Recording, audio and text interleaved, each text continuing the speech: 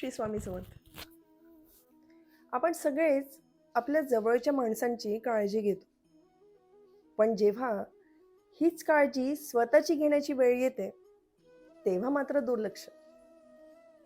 जेवढ्या आपल्या जवळच्या व्यक्तींची आपल्याला गरज असते, त्यांना काही होऊ नये, त्यांनी सतत सुखात राहावं, असं जसं आपल्याला त्यांच्यासाठी वाटत असतं ना, तेच सगळं आपल्यासाठी वाटू नये का?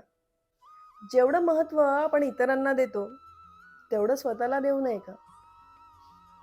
काय आहे ना, जेव्हा आपल्याला इतर कोणीतरी इग्नोर करतं, तेव्हा आपल्याला वाईट वाटतं.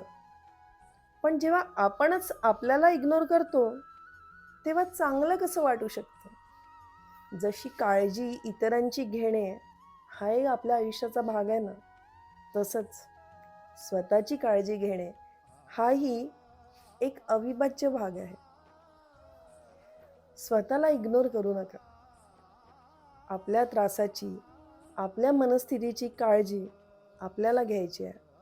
आपल्याला स्वतःला आनंदी ठेवायचं आहे. आपण आनंदी राहू, तेव्हा तर आपण इतरांना आनंदी ठेवू ना. स्वतःच स्वतःवर प्रेम करा. स्वतःचे मित्र बना. जेव्हा आपण मनातून आनंदी राहू ना, तेव्हाच आपण इतरांची खूप चांगल्या पद्धतीने काळजी घेऊ शकू आणि इतरांनाही आनंद देऊ शकू.